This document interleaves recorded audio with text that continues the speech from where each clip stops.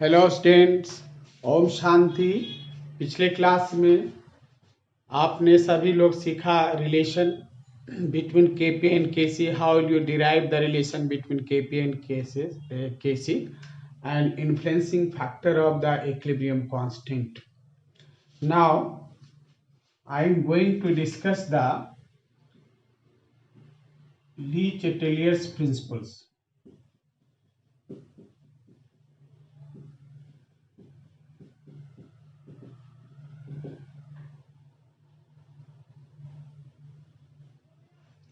पिछले क्लास में बताया था यदि आप इन्फ्लुएंसिंग फैक्टर आप यदि समझ जाते हैं, इक्विलिब्रियम कांस्टेंट का इन्फ्लुएंसिंग फैक्टर, तो आपका उसी का कंक्लूजन जो है, निचोड़ है, वही आपको ली चेटेलियर प्रिंसिपल था। तो influencing factor of equilibrium constant में आपको क्या मैंने पिछले क्लास में समझाया कि केसी और KP always remain constant.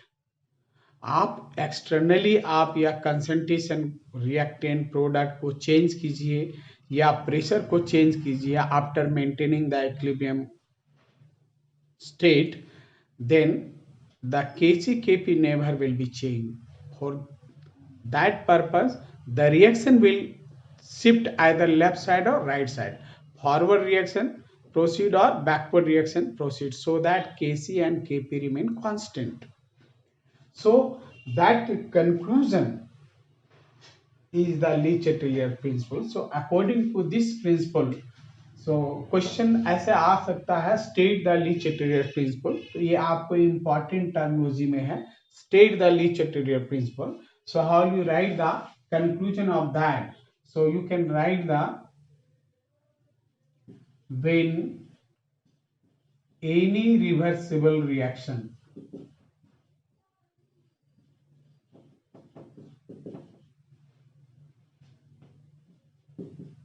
attain its equilibrium state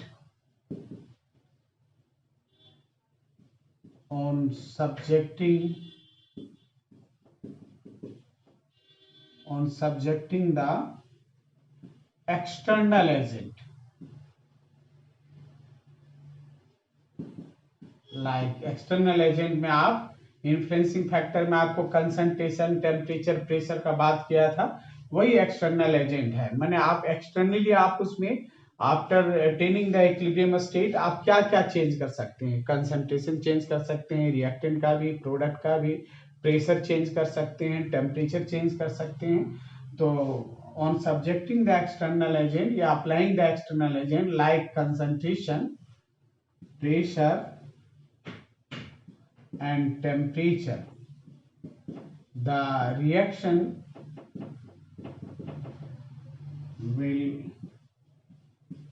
shift in such a direction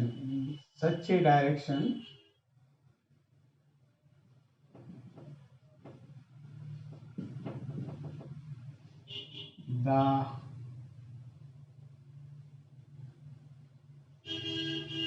applying agent is nullify और undo लिख सकते हो। माने जो बाहर से आप जो किया है वो नहीं करने के समान हो जाएगा, is undo, और is nullified भी लिख सकते हैं। When any reversible reaction attains its equilibrium state on subjecting the external agent like concentration, pressure and temperature, the reaction will shift in such a direction the applying agent is undo. This is the Lee Chatelier principles. अब ये theory part इसका over हो गया है। अब आप इसमें थोड़ा सा न्यूमेरिकल पर्पस से हम लोग चर्चा करेंगे। तो ये फेज आपका खत्म हो गया। अभी भी बहुत सा बेसिक चीज जानना है इन व्यू ऑफ द कंपटीशन। इसमें आपका 11th स्टैंडर्ड का थ्योरी पार्ट के अनुसार मैं कंप्लीट कर दिया हूं। अब थोड़ा सा आप न्यूमेरिकली इसको आप जानने का कोशिश कीजिए। तो आपको कोई भी रिवर्सिबल रिएक्शन होगा, जैसे मान लो हाइड्रोजन है, आयोडीन रिएक्ट करके आपको हाइड्रोजन आयोडाइड बनाया, या फॉर्मेशन ऑफ अमोनिया लीजिए, उसमें अमोनिया बना। ये दो एग्जाम्पल बताए। तो न्यूमेरिकल क्या होगा, लैंग्वेज में बताएगा, दो ही तरह का न्यूमेरिकल इसमें बनेगा। या तो आपको एट ए इक्विलिब्रियम स्टेट में किसी भी रिएक्टेंट या प्रोडक्ट का वैल्यू दिया होगा, तो आपको इसमें क्या पूछेगा, केसी और केपी पूछेगा। कब, जब ये कब पूछेगा, जब तुम्हारा डाटा क्या रहेगा, एट इक्विलिब्रियम स्टेट में कोई भी आपको वैल्यू दिया रहेगा। तो जैसे अभी हम मान लो कि 2 मोल, एक न्यूमेरिकल बनाता हूं मैं, 2 mole hydrogen and 3 mole iodine are treated together in 2-liter vessel.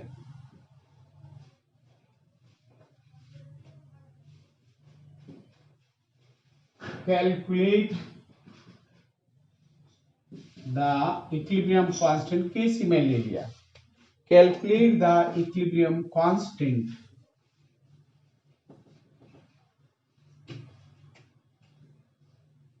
if 1 mole hydrogen remains in equilibrium state। एक मैं न्यूमेरिकल लिया।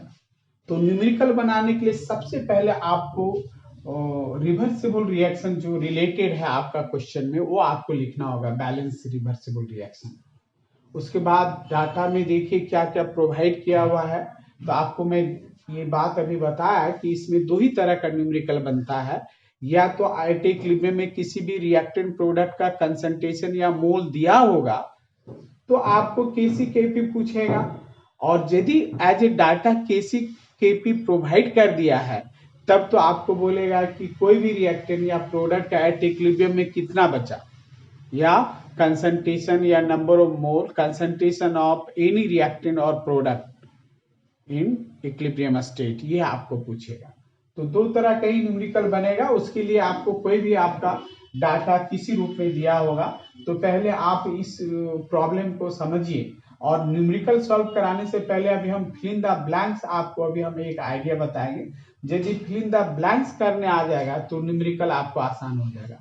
और ये दो पैटर्न का जो न्यूमेरिकल है, तो सेकेंड पैटर्न थोड़ा सा आपको कैलकुलेशन थोड़ा सा ज्यादा हो जाएगा, डिफिकल्ट हो जाता है। यदि सेकेंड टाइप, कहने का मतलब कि केसी केपी दिया हो और एट इक्विलिब्रियम में कोई भी रिएक्टेंट प्रोडक्ट का वैल्यू पूछेगा, कंसंट्रेशन उसका, तो उसका आपको कैलकुलेशन थोड़ा सा प्रॉब्लम होगा। अदरवाइज सबका कंसेप्ट एक है। तो पहला आपको ये चीज ध्यान में रखना है कि आपको रिलेटेड रिवर्सिबल रिएक्शन को आपको लिखना है। तो अभी आप इसके आधार पे आप यही जाने का हाइड्रोजन आयोडीन को रिएक्ट किया गया, तो आप पहले इक्वेशन लिख लीजिए हाइड्रोजन आयोडीन, और उसमें आपको बना क्या है, हाइड्रोजन आयोडाइड। इसको आप बैलेंस कर दीजिएगा तो यहाँ 2 आएगा। तो रिएक्शन 1:1:2 रेशियो में हो रहा है। तो इनिशियली आपको जो मोल दिया गया है, इनिशियल मोल रिएक्शन के दरमियान में ये 2 मोल था, आयोडीन 3 मोल था। HI का चर्चा नहीं, मतलब वो अभी बन के आया नहीं है। कभी कभी प्रोडक्ट का वैल्यू दिया रहेगा, हो सकता है कोई ऐसा भी रिएक्शन है जो प्रोडक्ट ऑलरेडी कुछ बना हुआ है या कुछ उसमें है, तब आपको उस वक्त लिखना होगा। अभी तो आपको हाइड्रोजन आयोडाइड बना नहीं है और उसका एज ए डाटा भी नहीं दिया है कि उस रिएक्शन वेजल में पहले से HI था इनिशियली, तो आप 0 लिखेंगे। फिर एट इक्विलिब्रियम में आप का जो डाटा दिया है वो क्या दिया हुआ है, कहता है कि 1 mole, if 1 mole hydrogen remain in equilibrium state, ठीक है, तो आपको केसी आपको निकालना है। तो 1 मोल हाइड्रोजन आपको बच रहा है एट इक्विलिब्रियम में। तो इनिशियल तो 2 मोल था और एट इक्विलिब्रियम जब अटेन हुआ तो उसमें 1 ही मोल बचा। इसका मतलब क्या हुआ कि 2 मोल में आपको 1 बचा है, तो कितना मोल कंज्यूम हुआ, 1 मोल कंज्यूम हुआ है। तो आपको हमेशा इसी रेशियो में देखना है, बाकी को भी 1:1:2। तो यदि ये 1 मोल कंबाइन करता है विथ 1 मोल आयोडीन तो 2 मोल बनता है। तो यहाँ 1 मोल कंज्यूम दिखा रहा है 1:1 रेशियो में, तो ये भी 1 ही मोल कंज्यूम होगा। तो एट इक्विलिब्रियम में बचा ये क्या 3 - 1 = 2, और यदि 1 मोल मिलता है तो आपको 2 मोल बनता है। तो यहाँ भी 1 मोल ही कंज्यूम हो रहा है, तो ये 2 मोल बन के आएगा। तो एट इक्विलिब्रियम में मोल्स जो है आपको ये आपको दिखा रहा है हाइड्रोजन आयोडीन HI। तो ये आपका न्यूमेरिकल का आपका अपना कंसेप्ट से ये काम करना है। तो इसी के लिए हम आपको फिल इन द ब्लैंक्स अभी थोड़ा सा कराएंगे। यदि वो आपको सीख जाएगा तो न्यूमेरिकल आसान है, क्योंकि KCKP का फॉर्मूला लिखना है और उसका वैल्यू पुट करना है। तो अभी हम लोग वही करने जा रहे हैं। तो कंसंट्रेशन एट इक्विलिब्रियम, तो देखिए वैसे रिएक्शन जिसका number of mole of reactant and number of mole of product हो, और यदि वॉल्यूम नहीं दिया है तो जो नंबर ऑफ मोल है वही उसका कंसंट्रेशन होगा। तो ऐसे भी हम लिख देते हैं, क्योंकि सभी रिवर्सिबल में तो ऐसा मिलेगा नहीं। तो आपको उस वक्त क्या होगा, कंसंट्रेशन मींस क्या, नंबर ऑफ मोल पर लीटर। तो आपको रिएक्शन वेसल का वॉल्यूम कितना है 2 लीटर, तो आपको यहाँ एट इक्विलिब्रियम में 1 मोल है तो ये 1/2 हो जाएगा, ये भी आपको 2/2 हो जाएगा, और ये भी 2/2 हो जाएगा। यानी आपको कंसंट्रेशन टर्म में आ गया ये नंबर ऑफ मोल।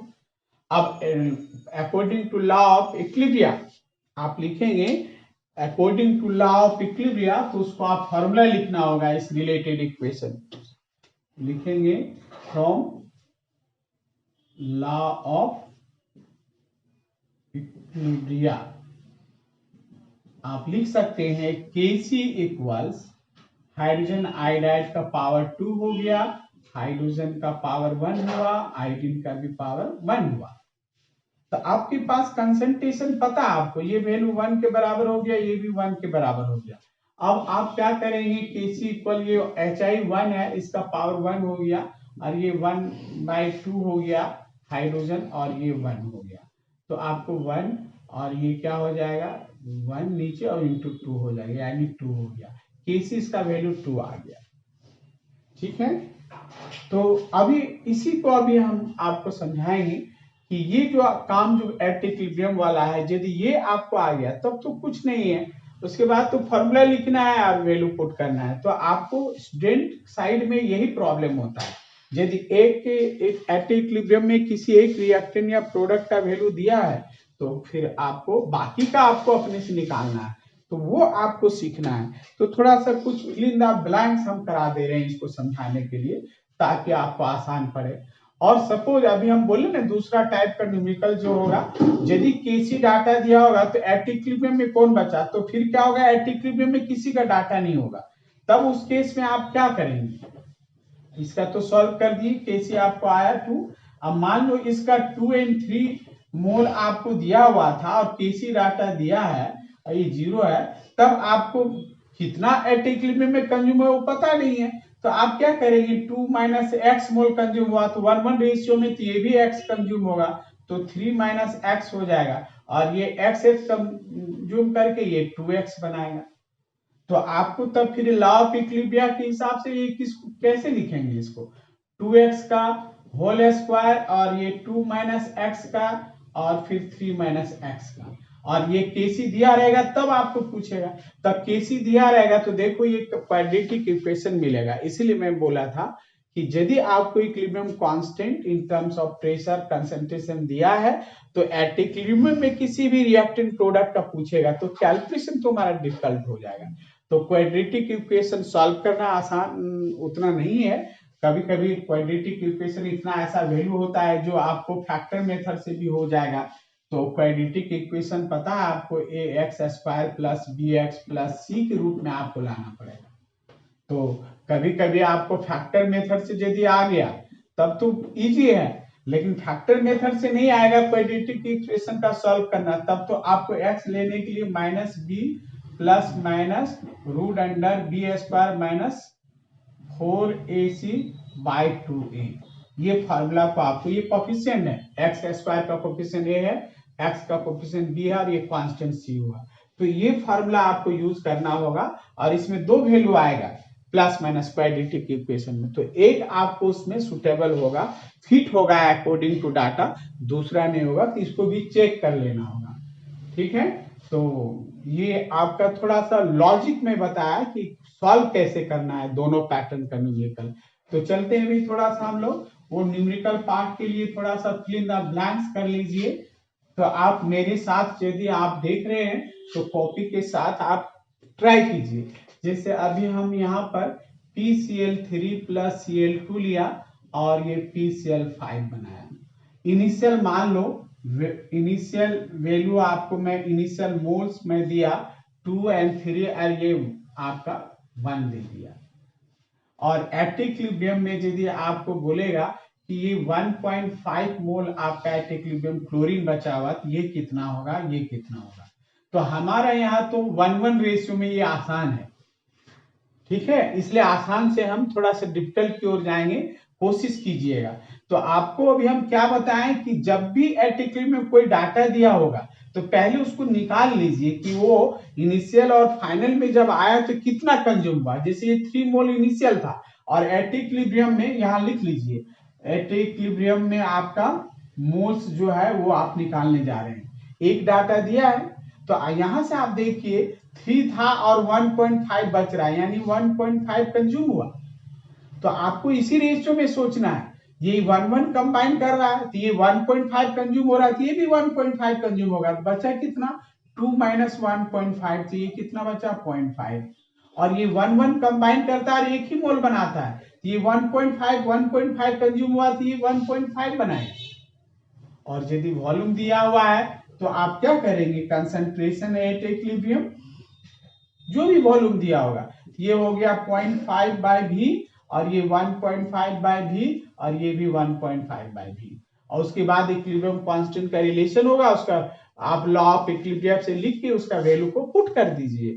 तो यही तो आपको करना है। तो फिर से एक बार हम दे रहे हैं, उसको आप कोशिश कीजिएगा इसी इक्वेशन में, देखिए कितने तरीके से आपको देगा तो उसको भी समझना है। तो अभी हम यहाँ डाटा चेंज कर रहे हैं, एक बार देख लिया कैसे कर रहे हैं, अभी आसान ही दे रहे हैं, फिर अभी थोड़ा सा आपको डिफिकल्ट आएगा जब वो अलग अलग रेशियो होगा। यहाँ रेशियो 1 है इसलिए बहुत मुश्किल नहीं है। मान लो 3 है, ये 2 मोल है और ये 5 मोल है, और अभी एट इक्विलिब्रियम में मान लो ये 3 मोल दे दिया, तो आपको ये कितना बचेगा, ये कितना बचेगा। यहाँ आप समझना है कि इनिशियल मोल प्रोडक्ट का 5 था और एट इक्विलिब्रियम में 3 हो रहा है, इसका मतलब फॉरवर्ड रिएक्शन नहीं हो रहा, बैकवर्ड रिएक्शन हो रहा है। ये फॉरवर्ड रिएक्शन नहीं हो रहा क्योंकि 5 मोल था, यदि इधर से होता तो इसका कुछ कंज्यूम हो कि उसमें ऐड होगा, 5 से ज्यादा हो जाता, लेकिन ये तो घट गया है, इसका मतलब है कि रिएक्शन बैकवर्ड हो रहा है। तो 5 और 3 है तो 5 माइनस 3 करेगा तो यानी 2 मोल कंज्यूम हुआ जब बैकवर्ड हो रहा है। तो जब एक मोल टूटता है, एक मोल ये और एक मोल ये बनता है। यहां दिखा रहा है इस डाटा के हिसाब से 2 मोल टूट रहा है, तो ये 2 मोल एक एक रेशियो में, तो 2 मोल टूटा तो ये भी 2 मोल बना, ये भी 2 मोल बना। तो आपको इनिशियल 2 है तो 2 प्लस 2 हो गया और ये 3 प्लस 2 हो गया, तो इनिशियल वैल्यू इसका 5 हो गया, इसका 4 हो गया और ये 3 आपको दिया ही हुआ था। तो ये डाटा आप लेंगे। तो अभी हम थोड़ा सा अब हम इक्वेशन को चेंज कर रहे हैं, ठीक है। तो इसी तरह से सबको समझना है। ये यदि करने आ गया तो न्यूमेरिकल में सॉल्व करना बहुत मुश्किल काम नहीं है। तो फिर से आप एक दूसरा डाटा लेता हूं, हाइड्रोजन और नाइट्रोजन का रिएक्शन आप लेंगे, अमोनिया बनता है, तो ये 2 मोल और ये 3। तो देखिए 3:1:2, यहां थोड़ा आपको दिक्कत हो सकता है। 3:1:2 रेशियो, जब भी आपको सोचना है, जो भी रिलेशन सोचना है इसी रेशियो में सोचना है, 3:1:2। तो मान लीजिए इनिशियल वैल्यू आपका ये आपको 5 है और ये 3 है और इसमें आपका 0 दिया है, और ये बता रहा है आपको इसमें कि 2 मोल आपका 2.5 मोल आपका एट इक्विलिब्रियम में बचा हुआ है, एट इक्विलिब्रियम, ठीक है। तो आपको सोचना है इस रेशियो के हिसाब से। जब ये 3 मोल कंज्यूम होगा तो ये इससे 3 गुना, सॉरी ये 1 मोल कंज्यूम होगा तो इसका 3 गुना कंज्यूम होगा ये। तो यहां से आप निकाल लीजिए, 3 में से 2.5 है यानी 0.5 मोल कंज्यूम हो रहा है। तो जब 1 मोल ये तो 3 मोल ये 0.5, तो इसका 3 गुना कितना हो जाएगा कंज्यूम, तो 1.5 हो जाएगा 0.5। तो बचा कितना, 5 में से इसका 3 इंटू 1.5 कर देंगे, यानी दैट इज 5 माइनस कितना हो जाएगा 1.5, तो ये कितना बचा आपको 3.5 बचा। एट इक्विलिब्रियम में आपको ये 3.5 बचा। ठीक है, अब देखिए जब ये 1 मोल कंज्यूम होता है तो ये 2 मोल बनता है, तो ये जब 0.5 मोल कंज्यूम हो रहा है तो इसका दुगुना बनेगा, तो यानी 0.5 इंटू क्या होगा 2 यानी 1 हो जाएगा। तो एट इक्विलिब्रियम में देखिए आपको ये बचा, एट इक्विलिब्रियम में 3.5, ये 2.5, ये 1.5। तो अब फिर से हम डाटा चेंज करते हैं। अब आप लोग खुद ट्राई कीजिएगा इसमें कितना बचा। तो यही इक्वेशन दे रहा हूं, डाटा चेंज कर रहा हूं, फिर से आप अपने से कोशिश कीजिएगा। जैसे आपको यहाँ पर 6 मोल दिया, इसको आपका हम 4 मोल दे दिया, इसमें आपको हम 2 मोल दे दिया। ठीक है, अब हम हाइड्रोजन के केस में हम दे रहे हैं, इसका आपका 3 मोल आपका बच रहा है। ठीक है, तो कितना ये कितना होगा नाइट्रोजन एट इक्विलिब्रियम में, और अमोनिया कितना होगा। तो जब भी सोचना है इसी रेशियो में सोचना, आपको बेसिक चीज वही है। तो 6 में से 3 यानी आपको 3 मोल कंज्यूम हो गया, 6 माइनस 3 तभी 3 बचा। अब ये 3 मोल आपको कंज्यूम हो रहा है, तो आपको यहाँ पर कितना होगा, जब ये 3 है तो यहाँ 1 मोल, तो यहाँ 4 माइनस 1 करना होगा, यानी ये 3 हुआ। और जब ये 1 मोल कंज्यूम कर रहा है, बन रहा है 2, तो इसका दुगुना वहां बनेगा। तो पहले से 2 था तो +2 कर देंगे आप, तो ये 4 हो गया। तो ये तो आपको उसी रेशियो में था। अब जैसे अभी हम डाटा चेंज कर देते हैं, इसको ध्यान से समझिएगा। जैसे आपको 6 है तो आपको यहाँ पर हम मान लो 4.5 आपका बच रहा है, आपका 2.5 बच रहा है, 6 में से 2.5 बच रहा है। तो अब देखिए इसमें कंज्यूम कितना हुआ, 6 में से 2.5 माइनस कीजिए, पता चल जाएगा। तो 3.5, ये 3.5 आपको कंज्यूम हो रहा है। तो जब ये 3 मोल तो 1 मोल, जब ये 1 मोल तो 1/3, तो ये 3.5 तो इंटू कर दीजिए 3.5, तो बचा कितना आपको, ये कितना कंज्यूम हो रहा है, 3 से करेंगे 3 1 जा और 3 1 जा 1.1, तो आपको ये 1.1 ही कंज्यूम होगा, तो 4 माइनस 1.1 करना होगा। तो बचा कितना आपका 3.9 नहीं 2.9 सर। ठीक है, अब देखिए 1.1 ये कंज्यूम हो रहा है, ये 1:2 रेशियो में, यहीं से आपको आसान होगा, तो इसका दुगुना वहां बन के आएगा। तो पहले से 2 था तो यहाँ पर 2 इंटू 1.1 करेगा, तो 2 प्लस 2.2 यानी ये आपका 4.2 हो गया। तो इस तरह का यदि आपको कंसेप्ट डेवलप हो गया है तो न्यूमेरिकल आपको आसान होगा, है ना। तो चलो एक न्यूमेरिकल इसी से हम करके आपको हम दिखाते हैं।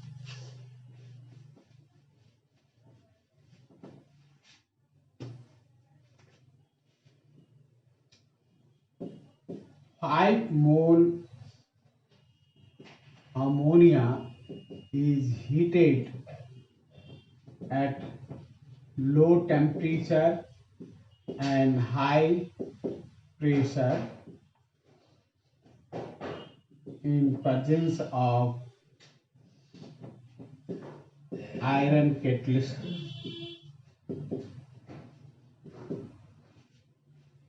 to produce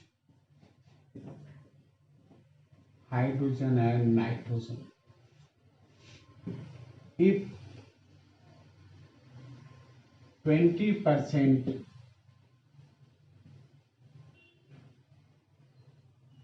decompose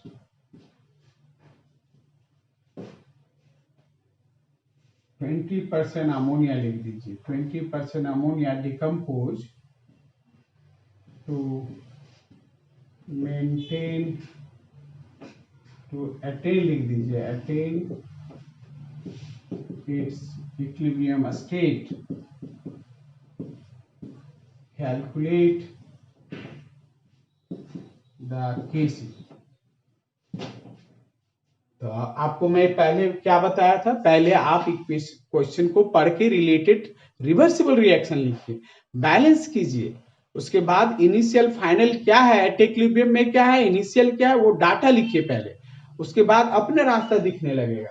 तो अभी चलो आप ये न्यूमेरिकल किया, तो अमोनिया आपको हीट करने के बाद क्या, तो अमोनिया को हीट करेगा आपको low temperature and high pressure in presence of iron catalyst, then will get the nitrogen and hydrogen. अब इसको बैलेंस कर दीजिए, 2:1:3 रेशियो में आया ये, ठीक है। तो इनिशियल आपको दिया हुआ है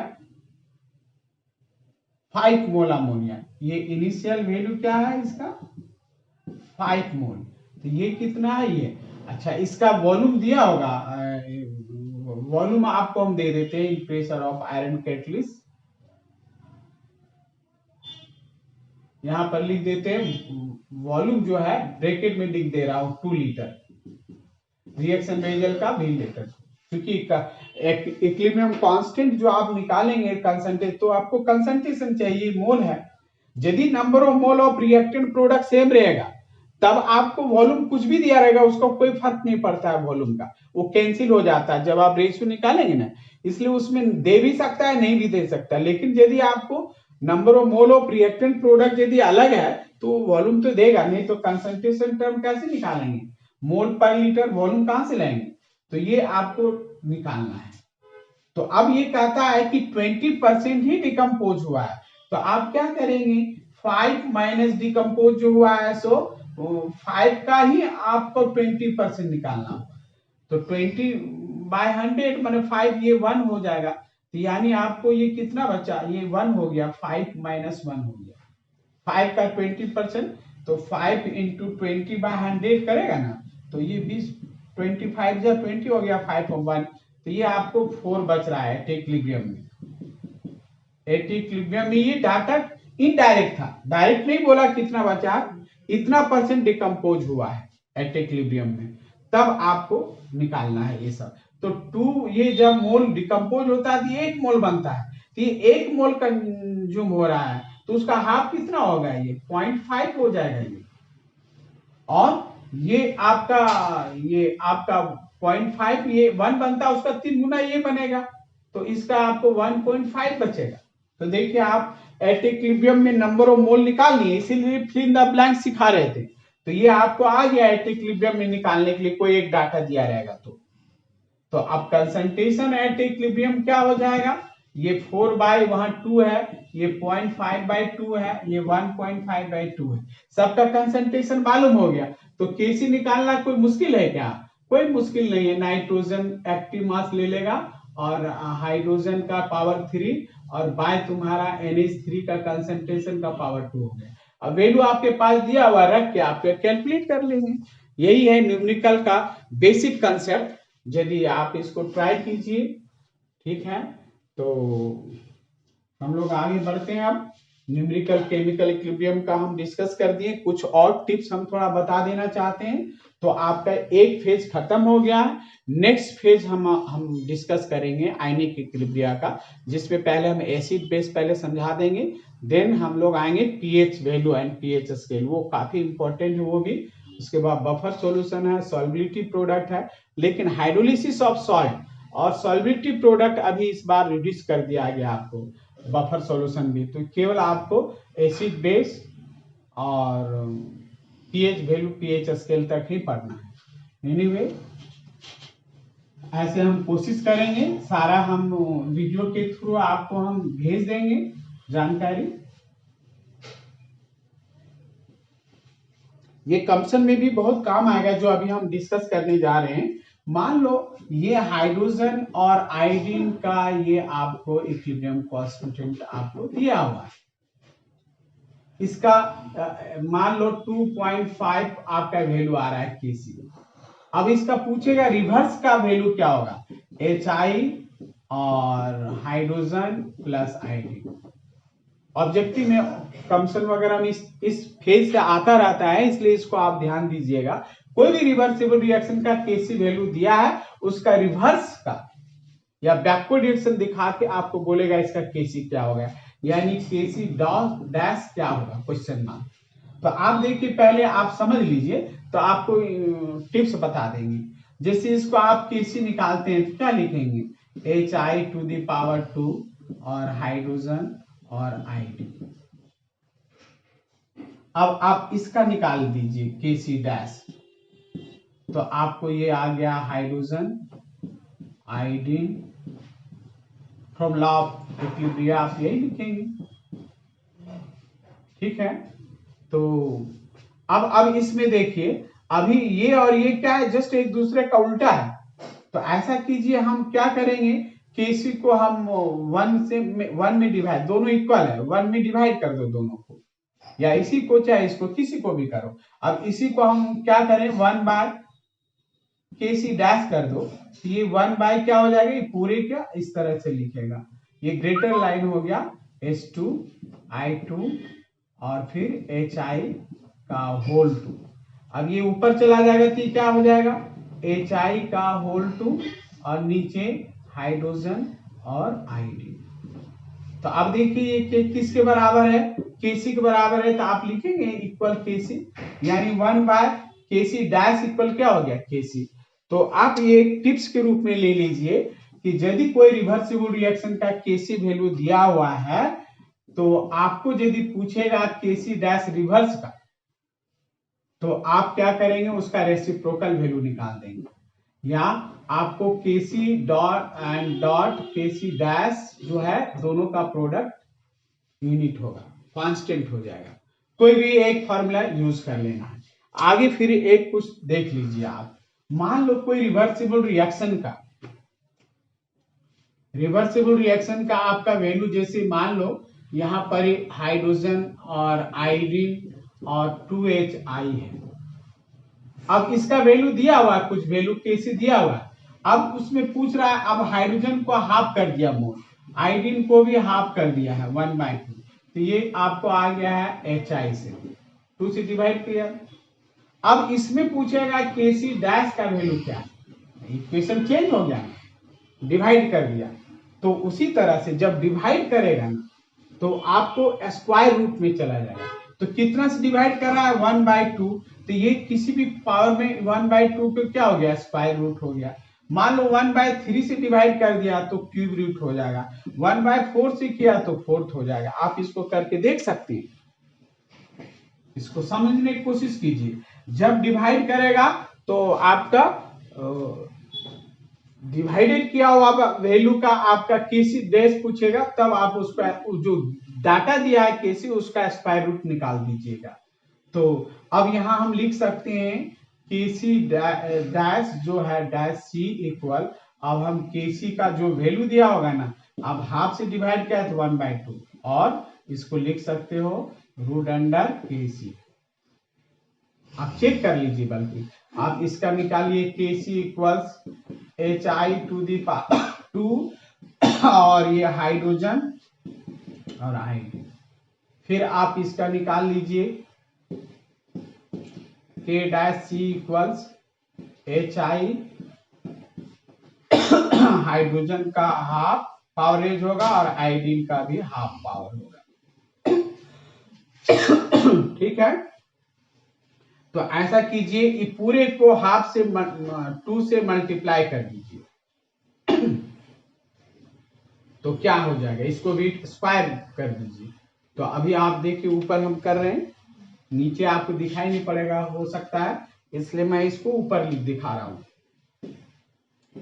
के डैश सी को हम स्क्वायर कर दिए,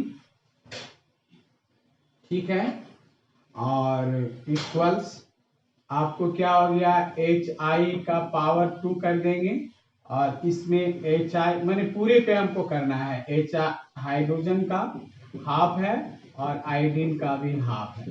अब इस पूरे पे तुम क्या किया है, स्क्वायर कर दिया, तो स्क्वायर करेगा तो ऊपर वाला का तो HI⁴ हो जाएगा, और ये 2 इस पे मल्टीप्लाई करेगा तो कैंसिल हो जाएगा, तो हाइड्रोजन हो जाएगा और ये आयोडीन हो जाएगा। अब ये किसका वैल्यू है, ये तो आपका किसी का वैल्यू है। तो आप देखिए के डैश सी, अब इसको के डैश सी को आप निकालेंगे, के डैश का स्क्वायर इक्वल केसी है, तो आप केसी डैश का इसको स्क्वायर है, तो ये क्या करेगा, स्क्वायर रूट करेगा। तभी हम वही चीज बता रहे थे कि यदि आपको गिवन डाटा दिया हुआ है किसी रिवर्सिबल रिएक्शन का केसी और नेक्स्ट उसी रिएक्शन को उसी रिवर्सिबल रिएक्शन को डिवाइड किया गया है, तब तो उतना पावर रेज कर देना होगा गिवन डाटा केसी का। और यदि मल्टीप्लाई किया है तो आप उसको मल्टीप्लाई कर दीजिए उसी तरह से। जैसे अभी मान लो हम यहाँ पर ये डिवाइड किए हैं, अब इसको हम मल्टीप्लाई कर देते, यहाँ हम 3 कर देते हैं और आयोडीन को भी हम 3 कर देते हैं और इधर आपको 6 हो गया HI। अब पहले वाला केसी का वैल्यू दिया हुआ था, अब वो इक्वेशन को मल्टीप्लाई कर दिया 3 से, तब इसका इक्विलिब्रियम कांस्टेंट चेंज हो जाएगा ना, तो इसका वैल्यू पूछ रहा है, तो जितना से मल्टीप्लाई किया उसका उतना पावर रेज कर दीजिए, यानी आप K डैश C इक्वल आप KC का पावर उतना रेज कर दीजिए, 3 से आपको मल्टीप्लाई किया है तो आपको निकल जाएगा। तो इस तरह से कुछ ऑब्जेक्टिव क्वेश्चन के लिए आपको कमीशन के लिए काफी इंपॉर्टेंट है, ये अक्सर आता रहता है, तो मैं उसको समझाते हुए आइडिया बता दिया हूं, तो आप उसको फॉलो कीजिए। और एक दो बात है कि जैसे रिवर्सिबल रिएक्शन दो तरह से होता है, होमोजीनियस और हेट्रोजीनियस। होमोजीनियस कहने का मतलब रिएक्टेंट प्रोडक्ट सेम फेज में होगा, यानी रिएक्टेंट प्रोडक्ट सारा लिक्विड में हो या सारा गैस हो तो वो आपको हो गया सेम फेज। लेकिन यदि आपको अब ये लिक्विड और गैस, ठीक है, लिक्विड मिसिबल है, गैस मिसिबल है, लेकिन मान लो कोई रिवर्सिबल रिएक्शन में रिएक्टेंट या प्रोडक्ट कोई भी सॉलिड में है, बाकी आपको लिक्विड या गैस है, तो वो हेट्रोजीनियस में आ जाएगा, तब फिर सॉलिड मिलेगा नहीं। तो लॉ ऑफ इक्विलिब्रियम के आधार पे यदि लेगा, जैसे ये कैल्शियम कार्बोनेट है सॉलिड स्टेट और ये रिवर्सिबल रिएक्शन में आता है, कैल्शियम ऑक्साइड सॉलिड हुआ और ये कार्बन डाइऑक्साइड और ये गैसेस स्टेट में। तो according to law of equilibrium जब लिखना चाहेगा लॉ ऑफ इक्विलिब्रियम, तो आप तो नियम से ही जानते हो प्रोडक्ट साइड का प्रोडक्ट, एक्टिव मास और रिएक्टेंट, लेकिन यहाँ आपको जो है आपको मिक्सिबल नहीं होगा, तो हम लोग सिर्फ इसका निकालेंगे, केसी निकालेंगे, तो कार्बन डाइऑक्साइड का एक्टिव मास का बस ए करेंगे, या केपी के रूप में भी लिखेगा तो प्रेशर टर्म तो आपको लिक्विड में और सॉलिड में कोई इफेक्ट नहीं पड़ता है, तो वो प्रेशर एक्सर्ट नहीं करेगा, तो सिर्फ गैसियस स्टेट वाला लेंगे केपी, और केसी में भी वो आपको लेना होगा। सॉलिड में हम लोग यूनिट मान लेते हैं, एक्टिव मास जो होता है, मान लो कैल्शियम कार्बोनेट सॉलिड आ गया ये, तो ये आपको यूनिट लेते हैं हम लोग, ठीक है। तो ये चीज कुछ बातें हैं ध्यान में रखना है। तो वन फेज आपको कंप्लीट हो गया है। नेक्स्ट आप जो हम वीडियो आपको प्रोवाइड करेंगे वो होगा आयनिक इक्विलिब्रियम से। तो हम स्टार्ट करेंगे पहले एसिड बेस। पहले आप एसिड बेस के बारे में जानेंगे। तो चूंकि आप 10th क्लास से 7th क्लास से सुनते आ रहे हैं एसिड बेस, लेकिन आप एसिड बेस का कंसेप्ट अब आगे बढ़ता जाएगा, और any entrance exam if you going to face, you always get the one objective question related to acid and base. कौन स्ट्रॉन्गर एसिड है, वीकर है, वो आपको 12th स्टैंडर्ड तक जाते जाते ये सब क्वेश्चन आना शुरू हो जाएगा। तो अभी आपको 11th में आपको एसिड बेस के बारे में जान लेना है पहले कि एसिड क्या है, बेस क्या है, तब फिर उसका कंसेप्ट और आगे आएगा 12th क्लास में, चाहे इनऑर्गेनिक कंपाउंड का एसिड बेस हो या ऑर्गेनिक का है। तो आपको जो नेक्स्ट टॉपिक होगा वो भी काफी इंपॉर्टेंट है। So now I am going to stop to explain the, because one phase completed. Now in next video I'll provide the ionic equilibrium portion. Okay, so thank you for listening.